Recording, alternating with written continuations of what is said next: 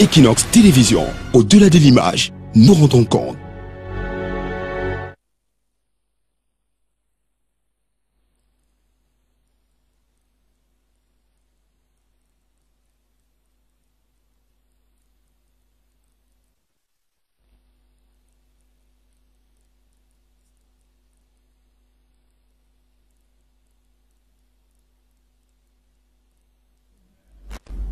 Bonjour chers téléspectateurs, bienvenue sur Equinox Télévision, bienvenue à cet autre numéro de la revue des grandes unes avec nos invités déjà confortablement installés, des invités que nous allons retrouver ici dans quelques instants pour échanger avec eux sur ce qui apparaît donc dans les principales unes des publications de ce mardi 19 juin 2018. Et nous démarrons avec la nouvelle expression qui parle du nord-ouest et du sud-ouest et des nouvelles réponses de Paul Biya relativement à la crise anglophone, la nouvelle expression qui croit savoir que le président de la République a instruit à la mise en œuvre d'un plan national de solidarité, la nouvelle expression qui fait savoir donc que le président de la République vient d'instruire la mise en œuvre d'un plan national de solidarité à l'endroit des compatriotes de la région anglophone. L'information est contenue à la page 3 et c'est notamment le ministre de la Communication, porte-parole du gouvernement, qui dans une récente sortie fait savoir que le président de la République a donc instruit la mise en œuvre d'un plan national de solidarité à l'endroit des compatriotes des régions anglophones. Le ministre de la Communication qui poursuit en faisant savoir qu'une mission gouvernementale ira à la rencontre de nos compatriotes réfugiés au Nigeria dans les prochains jours afin de créer les conditions de leur retour dans leur localité respective. Issa Omar Bakari qui poursuit en fustigeant le dernier rapport d'Amnesty International, faisant savoir que ce rapport est plein de déclarations mensongères et d'approximations. Le journal La Nouvelle Expression qui fait un parallèle entre cette sortie du ministre Issa Omar Bakari et une sortie tout aussi récente du ministre des Enseignements secondaires sur une chaîne internationale, lui qui faisait savoir que le débat sur sur le fédéralisme n'était pas complet, en tout cas que le RDPC n'était pas complètement fermé à ce débat, et c'est ce qui pousse La Nouvelle Expression à penser qu'il s'agit là des nouvelles réponses du président de la République Paul Biya à la crise anglophone. La Nouvelle Expression qui nous parle aussi de transition démocratique et d'Akeri Mouna qui annonce un tsunami politique au Cameroun. L'avocat candidat à la présidentielle s'explique sur ses affaires en famille et ne se contente plus de dénoncer un procès politique qu'il oppose à sa sœur cadette Amatoutou Mouna. L'ancien bâtonnier est convaincu qu'il est la cible du système judiciaire camerounais, lui qui se présente en innocent dans l'affaire qu'il oppose à sa sœur cadette, lui qui ajoute, et La Nouvelle Expression reprend justement là-dessus, que justement lors de cette affaire de succession, lui n'était même pas présent et lors de cette sortie devant la presse, c'est l'un de ses conseils qui s'est dit témoin de cette succession qui a donc une fois encore innocenté son client Akeri Mouna, qui annonce que pour la présidentielle à venir, c'est un tsunami qui se prépare, un tsunami politique avec une alternance pacifique qui sera observée à l'issue de la présidentielle à venir. L'Assemblée nationale et un nouveau secrétaire général, Denis Godefroy Mbok, réputé proche de la famille présidentielle, a été nommé par un décret du président de la Chambre basse du Parlement, nous dit chez La Nouvelle Expression, qui ajoute que le Social Democratic Front est en ébullition du côté de Bafoussam Ier. Si des militants assoiffés de changement ont fait fi de la suspension par la commission électorale des travaux pour mettre en place un nouveau bureau. Cameroun Tribune s'intéresse ce matin à la lutte contre les épidémies en Afrique. Cameroun Tribune qui parle de l'engagement des forces de défense. Le ministre délégué à la présidence chargé de la défense, Joseph Betty Assomo, a procédé hier à l'ouverture de la 5e conférence de l'Alliance des partenaires africains pour la gestion des épidémies. Le but de la rencontre, nous dit Cameroun Tribune, était d'adopter des stratégies plus efficaces en vue de renforcer l'action de surveillance des armées contre ces fléaux. Le journal qui nous parle aussi de sport et de la Coupe du Monde, les favoris qui sont à la peine. L'Allemagne a été battue d'entrée de jeu par le Mexique. Le Brésil, lui, a été tenu en échec par la Suisse. La deuxième journée dans les poules s'annonce déjà cruciale pour certaines grandes nations dans cette Coupe du Monde de Russie 2018.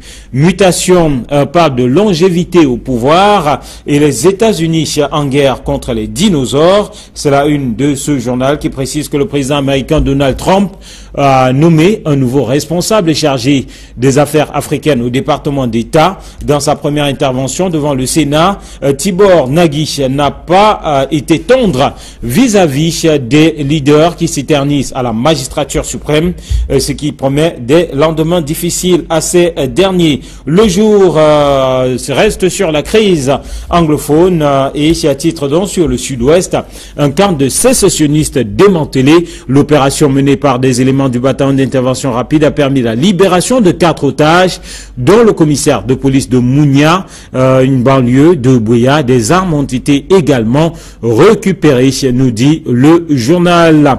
Le quotidien de l'économie pour sortir, titre sur le secteur public et ses recrutements à problème dans les sociétés d'État. Difficile pour les citoyens de connaître les modalités d'embauche dans les entreprises à capitaux publics au Cameroun. Dans un ouvrage apparu le 20 juin 2018, le professeur Viviane Ondoa Biolé apporte des éclairages sur les innovations susceptibles d'améliorer la performance des entreprises publiques. Voilà donc pour ce parcours des principales unes. Nous sortons pour retrouver nos invités déjà présents sur ce plateau, avec notamment Camille Nélé, à qui je dis bonjour. Bonjour Eric, Martial Diomon, bonjour Casimir Désiré Tagny, à qui je dis bonjour. Bonjour téléspectateurs d'Equinox Télévision et bonjour à tous les accros de la revue des Grandes Unes. Allez, bienvenue à vous. Donc, bienvenue à Casimir Désiré Tagny. Bonjour. Bonjour Eric Martial. Bon mardi. Merci. Vous savez qu'un Martial peut en cacher un autre. Le matin, nous avions Martial Fanga et maintenant Eric Martial. Absolument. Et nous sommes pendant la Coupe du Monde, l'une des rares Coupes du Monde où le Cameroun, les Camerounais sont obligés de regarder à la télévision. Malheureusement, oui, depuis un temps, on nous a... En 2006, nous étions absents. Oui, je dis bien l'une des rares, parce que tous ces derniers temps, nous avons été habitués aux Coupes du Monde, malgré que les résultats ne sont toujours pas là. Et voilà l'Afrique qui est à la traîne, l'Afrique qui attend impatiemment sa première victoire. Nous espérons que le Sénégal va nous l'offrir. Allez, on espère que le Sénégal pourra l'offrir. Le Sénégal qui va faire sa première sortie face à la Pologne. Mais on est bon en sport, messieurs. On revisite les principales unes parues ce matin, avec donc la crise anglophone qui apparaît sur quelques tabloïds, notamment la Nouvelle Expression, qui pense que Paul Biya a changé de cap, puisque la Nouvelle Expression titre « Les nouvelles réponses de Paul Biya », s'appuyant sur les sorties de Issa Tiroma Bakary et de Jacques Famendongo. Camille. Changer de cap, non, je ne pense pas. Vous savez, le président de la République est imperturbable. Et il est vrai que ces stratégies sont toujours très secrètes, très intériorisées. Il se limite à agir au moment opportun. Bon, le ministre Issa Tiroma Bakary a bien affirmé dans une conférence de presse que le président de la République compte mettre sur pied une espèce de comité de soutien pour les réfugiés. Bon, c'est un peu, et bien évidemment, à la suite de John Frundi qui, lui, avait annoncé qu'il avait l'intention d'aller se rendre au Nigeria. Qui est bloqué. Il est bloqué jusqu'à présent pour se rendre au Nigeria. Maintenant, le ministre de la Communication annonce une mission gouvernementale. Une mission gouvernementale. Bon, alors, est-ce que cette mission a été inspirée par le SDF ou bien a-t-elle été le gouvernement a-t-il été pris de court au point maintenant d'essayer de mettre sur pied une mission? Mais moi, je pense que depuis que les populations de ces zones-là souffrent, le gouvernement aurait dû, par solidarité, bien évidemment, et par compassion, se rendre à leur chevet, au moins pour constater, au moins pour évaluer le degré de souffrance de ces personnes. Ça n'a pas été fait jusqu'à présent. Bon, mais si maintenant le gouvernement a décidé de passer à l'action, d'aller regarder de près ces Camerounais qui souffrent au Nigeria, ce n'est pas une mauvaise chose. Mieux vaut tard que jamais. Mais toujours est-il qu'en matière de réaction, il faut avouer que les réactions du gouvernement sont un peu à la traîne. À la traîne. Alors, Paul Biya, imperturbable selon Camille, Casimir, partagez-vous cet avis ou alors pour vous, il s'agit véritablement d'un nouveau cap et de nouvelles réponses, d'évolution même de la posture du président de la République et de l'ensemble du gouvernement relativement à cette crise anglophone? Pour mieux comprendre l'attitude du chef de l'État, Paul Biya, il faut un peu remonter en arrière pour revisiter l'histoire des crises au Cameroun. Vous vous rappelez que lorsque Paul Biya cède au pouvoir en 1982, la première véritable crise était celle de 1984 avec le coup d'État manqué. Ensuite, il y a eu l'affaire Bakassi et après cela, c'était Boko Haram qui s'est installé dans l'extrême nord. Et maintenant, des années de braise, 92. Non, je parle des crises graves. Ça, c'est les crises socio-politiques, hein, ce que vous évoquez là. Donc, il y a eu Bakassi, il y a eu le push manqué, il y a eu Boko Haram. Et maintenant, nous sommes face à la crise anglophone. Vous allez voir que toutes ces différentes crises, j'ai l'impression que ça a suffisamment endurci le chef de l'État qui sait qu'il peut baisser la tête pour que le vent passe. Mais est-ce que la crise anglophone est une simple petite crise qui suffit de baisser la tête pour que le coup de vent passe? Moi, je n'ai pas l'impression. Et vous allez bien voir que les différents membres du gouvernement sont même pratiquement en train de prendre des attitudes différentes. Regardez la dernière sortie de Issa Chiroma. Il persiste et signe, comme Camille l'a dit tout à l'heure dans la démarche de Paul Biya, il persiste et signe que la forme de l'État ne doit pas changer, que le pays reste un et indivisible. Pendant ce temps, la commission Moussongue est en train de tendre une oreille attentive vers le fédéralisme. Donc vous voyez, il y a la sortie de Jacques Famé. Sans oublier également la sortie de Jacques Famé Ndongo qui pense également que le RDPC peut ouvrir le débat sur le fédéralisme. Donc il y a comme une sorte d'embrouille. Mais par rapport à la réconciliation, je crois que Issa Chiroma a adopté l'attitude de son chef, de son mentor, qui est d'aller vers les réfugiés et essayer de les ramener. Et vous voyez que pendant que le gouvernement veut aller vers les réfugiés du Nigeria, les Camerounais réfugiés au Nigeria, on refuse l'accès au Nigeria à Ni John Fundi, qui est un président de parti au pouvoir. Il faut se poser bien la question. Qui est un président de parti, du plus grand parti d'opposition au Cameroun. Il faut se poser la question, pourquoi ce refus à John Fundi d'aller au Nigeria? Est-ce que le gouvernement n'a pas peur que Ni John Fundi peut lui ravir la vedette par rapport à cela et qu'ils sont en train de préparer un grand coup pour qu'on dise que c'est le gouvernement qui a ramené? Parce que si c'est Fundi qui les précède sur le terrain des réfugiés, je crois que ça risque de poser des problèmes. Et justement, je vais rester avec vous avant de passer la parole à Camille, quelle peut être la réponse de ces réfugiés en terre nigériane devant une mission gouvernementale? Leur réponse doit être univoque. Est-ce que leur sécurité est assurée? Tant que leur sécurité n'est pas assurée, ils ne peuvent pas rentrer. Et il faut que leur sécurité ne doit pas être seulement, la réponse ne doit pas être seulement du côté des forces de maintien de l'ordre. Parce que les sécessionnistes eux-mêmes ne leur réservent pas tout sur un plat en or. Les sécessionnistes font partie de ceux qui font des exactions et qui ont amené ces réfugiés à se retrouver à l'extérieur. Alors, est-ce que le gouvernement peut rassurer ces réfugiés pour qu'ils reviennent, que leur sécurité peut être vraiment assurée? Ça, c'est une question. Camille, peut-être à la réponse. Non, je n'ai pas la réponse, je n'ai pas une boule de cristal, mais je réponds d'abord je vais un peu dans le sens de l'affirmation de la nouvelle expression qui parle des nouvelles réponses de Paul Biya. Vous savez, avec chaque fois qu'il se passe quelque chose, on attend toujours une réponse du président de la République et quand elle arrive, elle arrive. Vous savez, face à la crise anglophone, face à tout ce charivari qui était du côté du sud-ouest et du nord-ouest, le président de la République a donné pour réponse la commission Moussongue. Mais la commission Moussongue, depuis qu'elle existe, vous voyez bien qu'elle ne bouge pas beaucoup. Elle n'a pas fait beaucoup d'efforts. S'il ne fallait s'en tenir qu'à la commission Moussongue pour régler ce problème-là, moi je pense qu'on attendra encore longtemps. Alors, la commission Moussongue arrive, rencontre des gens, tranquillement, leur pose des questions et dit que bon, nous allons transmettre ça au président de la République. C'est leur mission. Leur mission est de rendre compte au président de la République sans plus. Et vous voyez très bien que cette commission n'a pas fait beaucoup d'efforts dans le sens de la résolution de la crise anglophone. Bon, maintenant, quand M. Issa Chiroma annonce que le gouvernement est en train de créer un comité qui va se rendre au Nigeria pour demander et convaincre les réfugiés à réintégrer leur pays. Est-ce que c'est la priorité à ce moment? Mais non, je pense d'abord qu'il y a une première chose. La priorité même, d'abord, c'est d'aller rendre visite aux réfugiés qui sont à l'intérieur du Cameroun, qui sont du côté de Fongo Tongo, du côté de Banga, du côté qui sont réfugiés du côté de l'Ouest.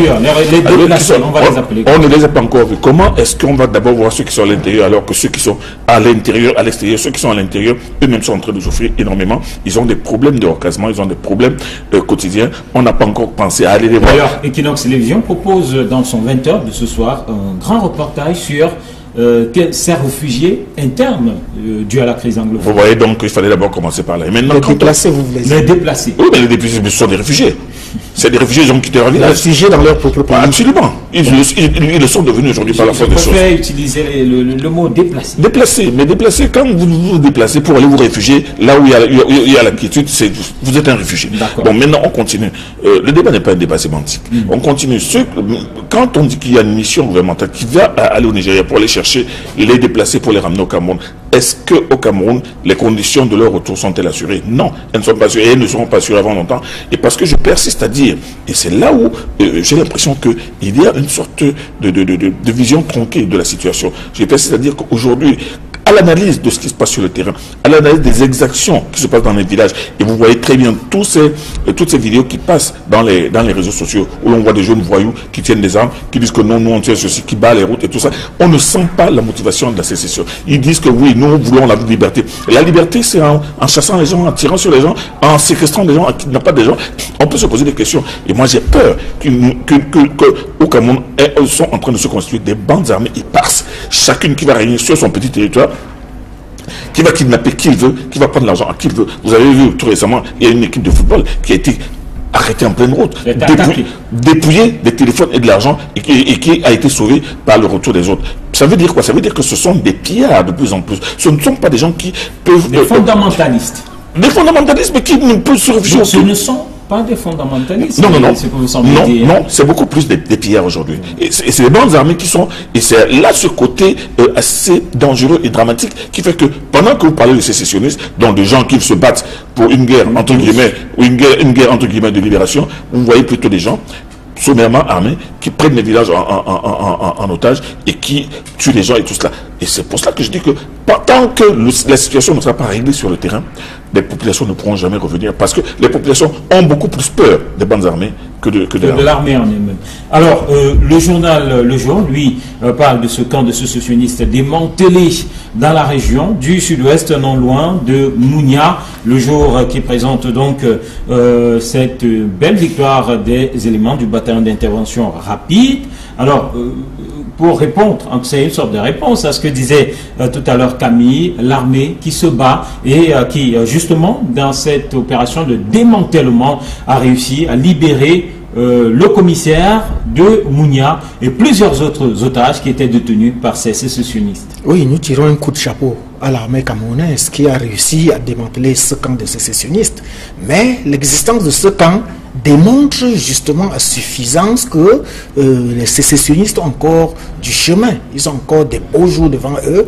Ils n'ont pas encore complètement perdu, contrairement à ce que a déclaré ici Timur Chiroma, puisqu'il a dit qu'il devrait reconnaître qu'ils ont perdu et demander pardon. Ils ne sont pas encore à ce niveau-là. Il y a encore du boulot. Il faudrait que l'armée reste encore en éveil.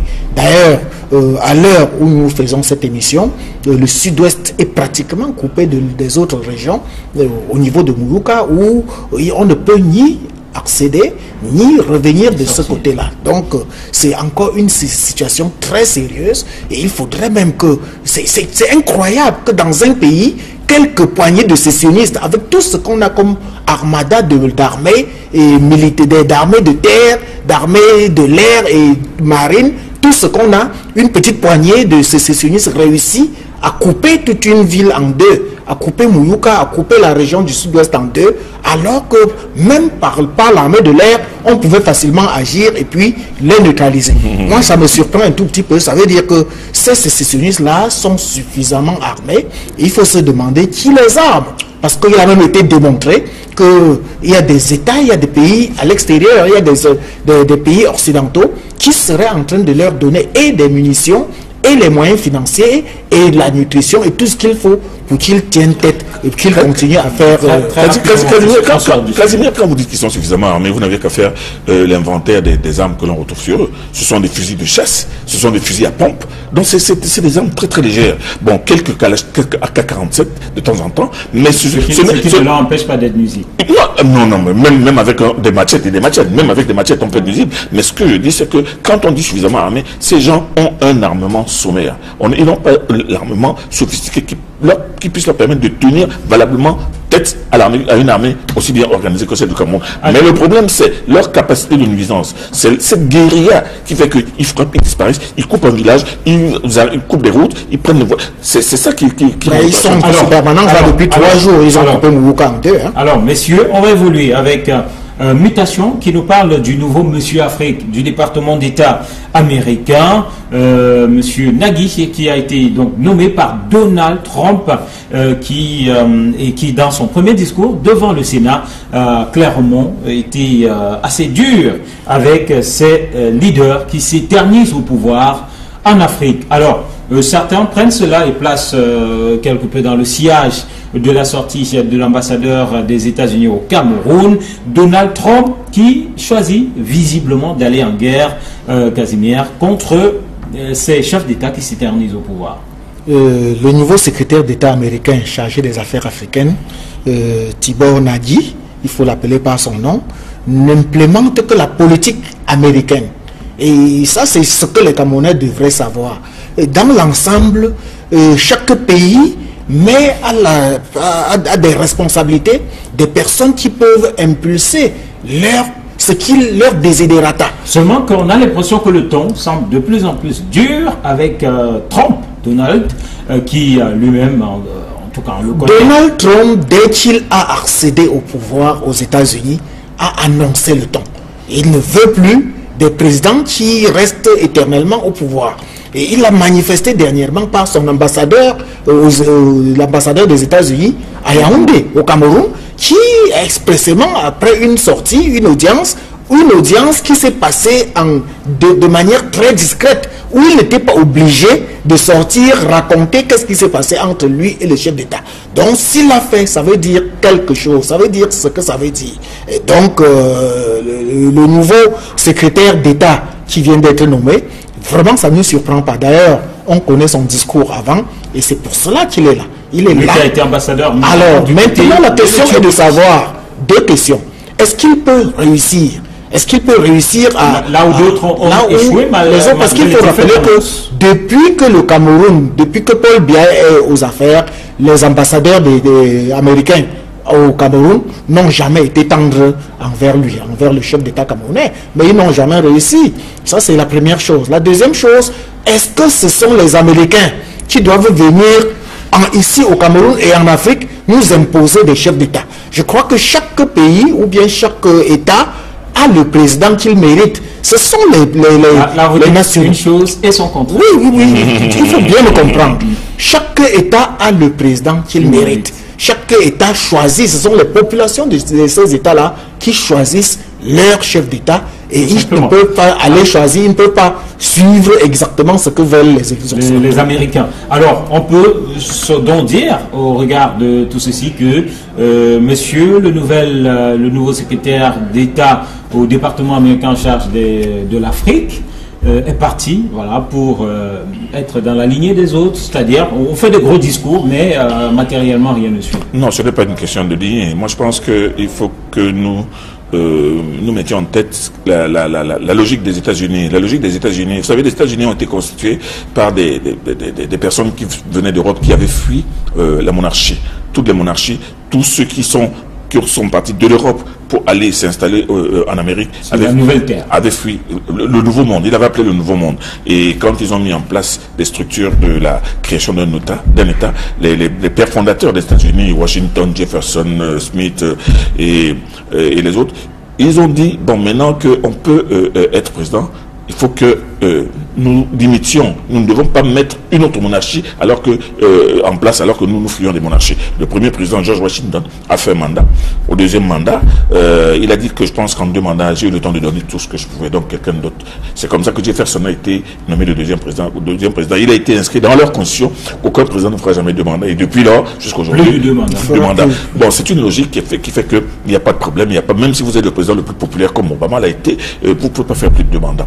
Bon, il est donc compréhensible qu'un État comme celui-là, qui ne supporte pas, qui sait très bien que ça c'est l'une des meilleures formules pour qu'un État puisse vivre sans que s'installe un dictateur, c'est pour ça qu'ils estiment que les chefs d'État, surtout africains, qui aujourd'hui passent leur temps à manipuler, à tripoter les constitutions pour s'éterniser au pouvoir, ils savent très bien. Manipuler même les élections. Et manipuler les élections. Ils se disent que ce sont des dictateurs et que c'est pas bon du tout pour le pays. La preuve, vous voyez ce qui se passe à l'intérieur des citoyens. Les citoyens n'ont peut-être pas le moyen d'aller en guerre, d'aller souvent en guerre contre ces chefs d'État qui s'éternisent au pouvoir, mais toujours est-il que nous avons aussi connu la fin lamentable de beaucoup de chefs d'État qui s'étaient éternisés au pouvoir et qui ont été obligés de s'enfuir à la dernière seconde ou en catastrophe. Donc, quand le nouveau monsieur Afrique des États-Unis vient dérouler un discours assez dur en disant que vraiment nous ne serons plus les amis des chefs d'État qui s'éternisent au pouvoir, ben, les Africains applaudissent parce qu'ils savent que, et surtout ceux d'Afrique centrale,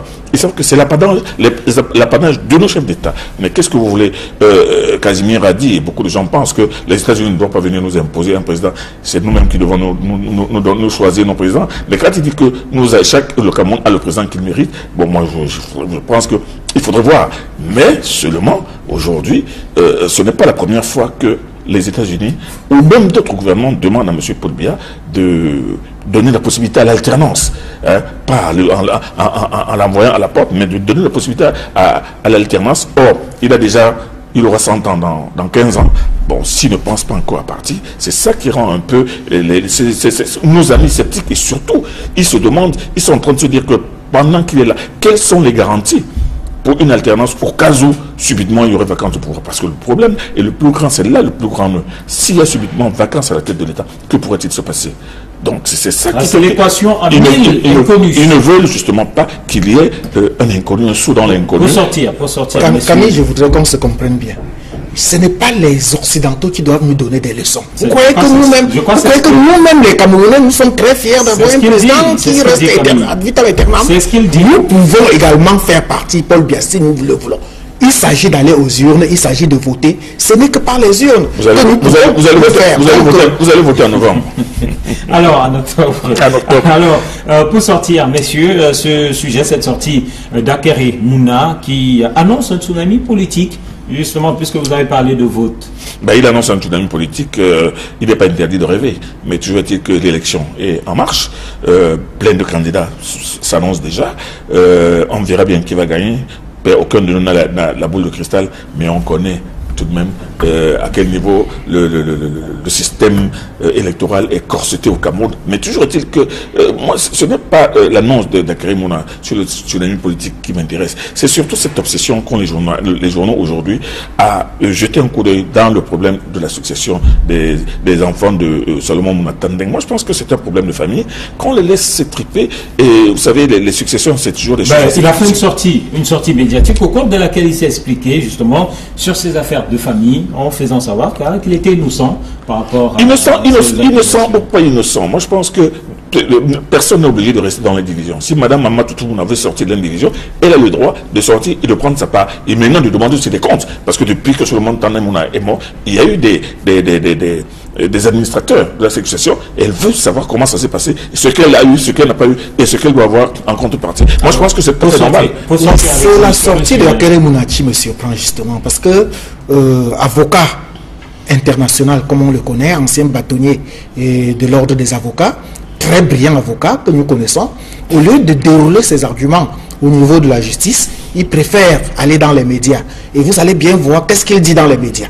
Il surcharge sa sœur, Matoutou. Elle n'a jamais été, d'après lui, une bonne gestionnaire. Elle a fait dans des marchés fictifs. Tous ces marchés étaient foireux. Elle a pris des cautions à la famille. Parfois, elle est revenue en catimini reprendre l'argent à l'insu des autres membres de la famille. Et patati et patata. Alors que... Et puis, il dénonce également la célérité Alors que eux, les avocats, ils sont toujours en train de dire que les procès piétinent, qu'il faut aller plus vite. Voilà que son procès est en train d'aller un peu plus vite, il dénonce cela et il trouve que c'est le ministre de la Justice qui est derrière. Vous voyez, la seule conclusion que je peux dire, c'est ce que vous savez un peu comme moi, Camille, c'est que quand vous vous courbez pour voir les fesses de quelqu'un devant vous, on voit les vôtres sans se courber. Mais quand vous parlez de célébrité, moi je me souviens bien de l'affaire Bibi Jet 2, la fameuse affaire de la vie présidentielle, où le tribunal a dû renvoyer plusieurs fois. Les audiences ont été renvoyées parce que M. Akérémouna était attendu comme témoin de l'accusation pour venir dire ce qui s'est passé aux États-Unis. Il n'est jamais venu. Alors qu'il a encaissé l'argent. C'est lui qui a réglé le problème aux États-Unis. Il n'est jamais venu. Et moi, je pense qu'en tant qu'avocat, lui, je me souviens, j'avais posé la question publiquement dans une conférence de presse, mais que lui qui avait réglé ce problème aux États-Unis. Pourquoi est-ce qu'il ne s'était pas rendu à ce procès? Il a dit qu'il a utilisé l'argent pour payer ses indemnités. Pour payer ses honoraires, il a ramené à dire, monsieur, moi je lui ai demandé, mais comment pensez-vous que l'État puisse condamner quelqu'un alors qu'il y a eu un arrangement? Il m'a dit que la justice peut condamner qui elle veut et peut arrêter qui elle veut. Voilà. Et aujourd'hui, il est justiciable, en tout cas face à cette justice lui aussi. Merci messieurs pour d'être venus. Merci à vous qui nous avez regardés. Madame, monsieur, demain sera notre jour. Nous serons là pour notre numéro de la revue des Grandes Unes. Très bonne suite des programmes sur Equinox Télévision. Au revoir. Secrétaire général, Denis Godefroy Mbok, réputé proche de la famille présidentielle, a été nommé par un décret du président de la Chambre basse du Parlement, nous dit chez La Nouvelle Expression, qui ajoute que le Social Democratic Front est en ébullition du côté de Bafoussam Ier. Si des militants assoiffés de changement ont fait fi de la suspension par la commission électorale des travaux pour mettre en place un nouveau bureau. Cameroun Tribune s'intéresse ce matin à la lutte contre les épidémies en Afrique. Cameroun Tribune qui parle de l'engagement des forces de défense. Le ministre délégué à la présidence chargé de la défense, Joseph Bétia Assomo, a procédé hier à l'ouverture de la 5e conférence de l'Alliance des partenaires africains pour la gestion des épidémies. Le but de la rencontre, nous dit Cameroun Tribune, était d'adopter des stratégies plus efficaces en vue de renforcer l'action de surveillance des armées contre ces fléaux. Le journal qui nous parle aussi de sport et de la Coupe du Monde, les favoris qui sont à la peine. L'Allemagne a été battue d'entrée de jeu par le Mexique. Le Brésil, lui, a été tenu en échec par la Suisse. La deuxième journée dans les poules s'annonce déjà cruciale pour certaines grandes nations dans cette Coupe du Monde de Russie 2018. Mutation parle de longévité au pouvoir et les États-Unis en guerre contre les dinosaures. C'est la une de ce journal qui précise que le président américain Donald Trump a nommé un nouveau responsable chargé des affaires africaines au département d'État. Dans sa première intervention devant le Sénat, Tibor Nagy n'a pas été tendre vis-à-vis des leaders qui s'éternisent à la magistrature suprême, ce qui promet des lendemains difficiles à ces derniers. Le jour reste sur la crise anglophone et à titre donc sur le sud-ouest, un camp de sécessionnistes démantelé. L'opération menée par des éléments du bataillon d'intervention rapide a permis la libération de 4 otages, dont le commissaire de police de Mounia, une banlieue de Bouya. Des armes ont été également récupérées, nous dit le journal. Le quotidien de l'économie pour sortir, titre sur le secteur public et ses recrutements à problème dans les sociétés d'État. Difficile pour les citoyens de connaître les modalités d'embauche dans les entreprises à capitaux publics au Cameroun. Dans un ouvrage apparu le 20 juin 2018, le professeur Viviane Ondoa Biolé apporte des éclairages sur les innovations susceptibles d'améliorer la performance des entreprises publiques. Voilà donc pour ce parcours des principales unes. Nous sortons pour retrouver nos invités déjà présents sur ce plateau, avec notamment Camille Nélé, à qui je dis bonjour. Bonjour Eric, Martial Diomon, bonjour Casimir Désiré Tagny, à qui je dis bonjour. Bonjour téléspectateurs d'Equinox Télévision et bonjour à tous les accros de la revue des Grandes Unes. Allez, bienvenue à vous. Donc, bienvenue à Casimir Désiré Tagny. Bonjour. Bonjour Eric Martial. Bon mardi. Merci. Vous savez qu'un Martial peut en cacher un autre. Le matin, nous avions Martial Fanga et maintenant Eric Martial. Absolument. Et nous sommes pendant la Coupe du Monde, l'une des rares Coupes du Monde où le Cameroun, les Camerounais sont obligés de regarder à la télévision. Malheureusement, oui, depuis un temps, en 2006, nous étions absents. Oui, je dis bien l'une des rares, parce que tous ces derniers temps, nous avons été habitués aux Coupes du Monde, malgré que les résultats ne sont toujours pas là. Et voilà l'Afrique qui est à la traîne, l'Afrique qui attend impatiemment sa première victoire. Nous espérons que le Sénégal va nous l'offrir. Allez, on espère que le Sénégal pourra l'offrir. Le Sénégal qui va faire sa première sortie face à la Pologne. Mais on est bon en sport, messieurs. On revisite les principales unes parues ce matin avec donc la crise anglophone qui apparaît sur... Vous êtes un réfugié. Bon, maintenant on continue. Le débat n'est pas un débat sémantique. On continue. Quand on dit qu'il y a une mission gouvernementale qui va aller au Nigeria pour aller chercher les déplacés pour les ramener au Cameroun, est-ce qu'au Cameroun, les conditions de leur retour sont-elles assurées? Non, elles ne sont pas assurées et elles ne seront pas assurées avant longtemps. Et parce que je persiste à dire, et c'est là où j'ai l'impression qu'il y a une sorte de vision tronquée de la situation. Je persiste à dire qu'aujourd'hui, à l'analyse de ce qui se passe sur le terrain, à l'analyse des exactions qui se passent dans les villages, et vous voyez très bien toutes ces vidéos qui passent dans les réseaux sociaux, où l'on voit des jeunes voyous qui tiennent des armes, qui disent que non, nous on tient ceci, qui bat les routes et tout ça, on ne sent pas la motivation de la sécession. Ils disent que oui, nous voulons la liberté. La liberté, c'est en chassant les gens, en tirant sur les gens, en séquestrant les gens, en kidnappant des gens.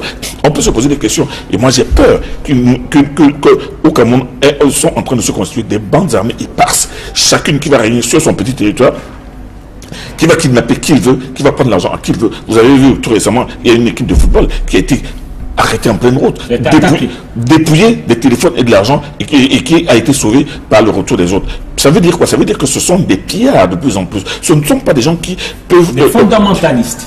Des fondamentalistes, mais qui ne peuvent se réfugier. Ce ne sont pas des fondamentalistes. Non, c'est beaucoup plus des pillards aujourd'hui. Et c'est les bandes armées qui sont... Et c'est là ce côté assez dangereux et dramatique qui fait que pendant que vous parlez de sécessionnistes, donc de gens qui se battent pour une guerre, entre guillemets, ou une guerre entre guillemets de libération, vous voyez plutôt des gens sommairement armés qui prennent les villages en otage et qui tuent les gens et tout cela. Et c'est pour cela que je dis que tant que la situation ne sera pas réglée sur le terrain, les populations ne pourront jamais revenir parce que les populations ont beaucoup plus peur des bandes armées que de l'armée en elle-même. Alors, le journal Le Jour, lui, parle de ce camp de sécessionnistes démantelé dans la région du sud-ouest, non loin de Mounia. Le Jour qui présente donc cette belle victoire des éléments du bataillon d'intervention rapide.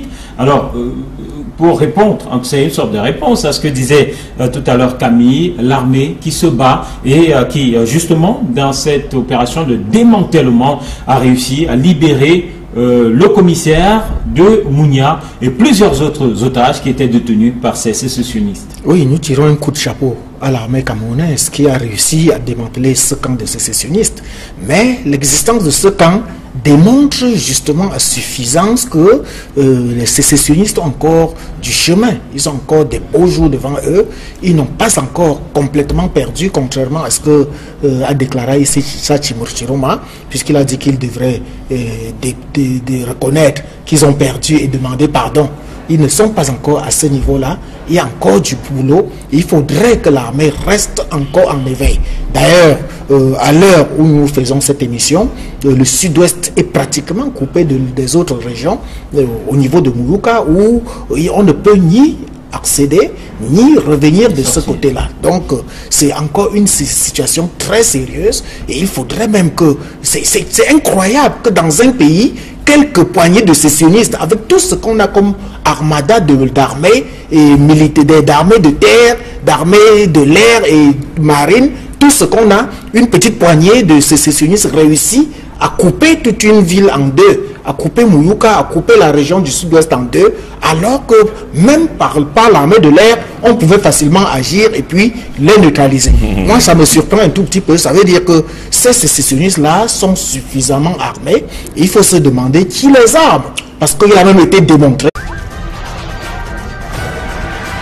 Equinox Télévision, au-delà de l'image, nous rendons compte.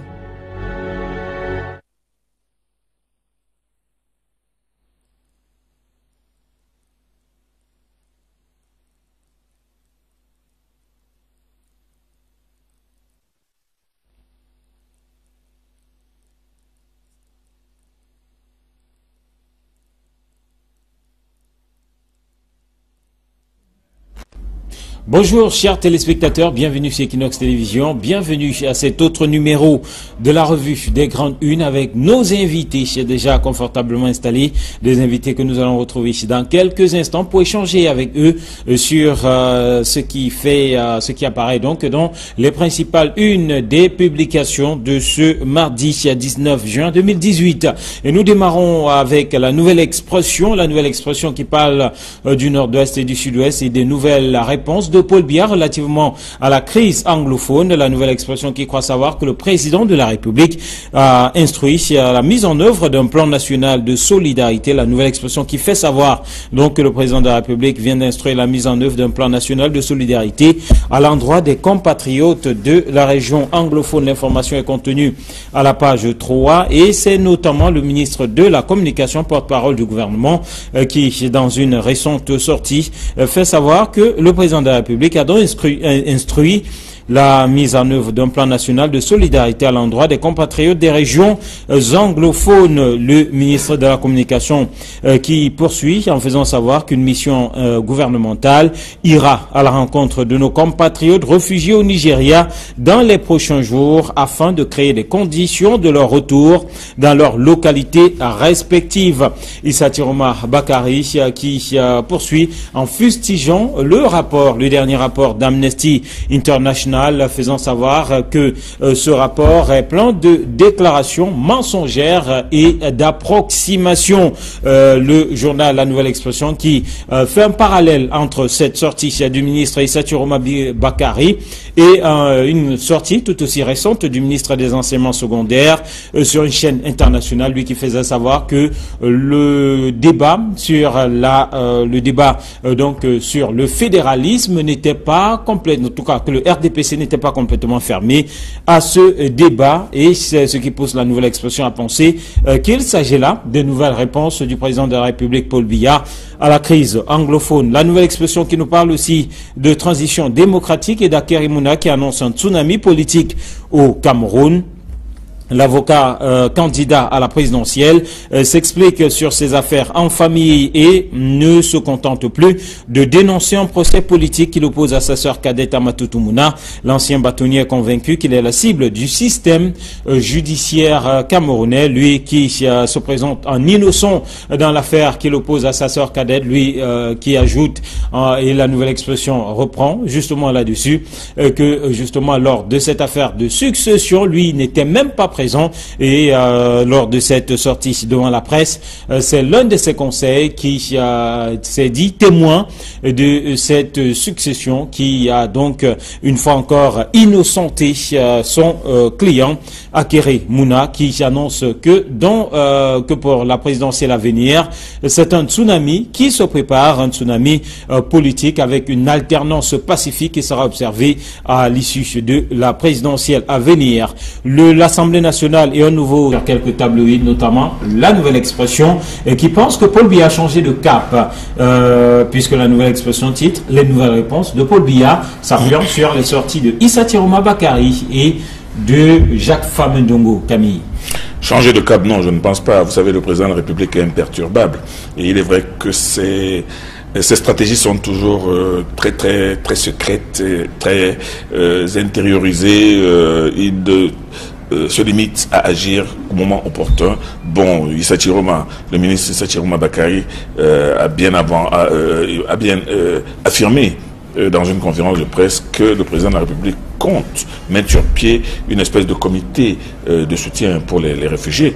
Bon, c'est un peu, et bien évidemment, à la suite de John Fround qui, lui, avait annoncé qu'il avait l'intention d'aller se rendre au Nigeria. Qui est bloqué. Il est bloqué jusqu'à présent pour se rendre au Nigeria. Maintenant, le ministre de la Communication annonce une mission gouvernementale. Une mission gouvernementale. Bon, alors, est-ce que cette mission a été inspirée par le SDF ou bien a-t-elle été le gouvernement a-t-il été pris de court au point maintenant d'essayer de mettre sur pied une mission? Mais moi, je pense que depuis que les populations de ces zones-là souffrent, le gouvernement aurait dû par solidarité, bien évidemment, et par compassion, se rendre à leur chevet, au moins pour constater, au moins pour évaluer le degré de souffrance de ces personnes. Ça n'a pas été fait jusqu'à présent. Bon, mais si maintenant le gouvernement a décidé de passer à l'action, d'aller regarder de près ces Camerounais qui souffrent au Nigeria, ce n'est pas une mauvaise chose. Mieux vaut tard que jamais. Mais toujours est-il qu'en matière de réaction, il faut avouer que les réactions du gouvernement sont un peu à la traîne. À la traîne. Alors, Paul Biya, imperturbable selon Camille, Casimir, partagez-vous cet avis ou alors pour vous, il s'agit véritablement d'un nouveau cap et de nouvelles réponses, d'évolution même de la posture du président de la République et de l'ensemble du gouvernement relativement à cette crise anglophone? Pour mieux comprendre l'attitude du chef de l'État, Paul Biya, il faut un peu remonter en arrière pour revisiter l'histoire des crises au Cameroun. Vous vous rappelez que lorsque Paul Biya accède au pouvoir en 1982, la première véritable crise était celle de 1984 avec le coup d'État manqué. Ensuite, il y a eu l'affaire Bakassi et après cela, c'était Boko Haram qui s'est installé dans l'extrême nord. Et maintenant, les années de braise, 92. Non, je parle des crises graves. Ça, c'est les crises socio-politiques, ce que vous évoquez là. Donc, il y a eu Bakassi, il y a eu le push manqué, il y a eu Boko Haram. Et maintenant, nous sommes face à la crise anglophone.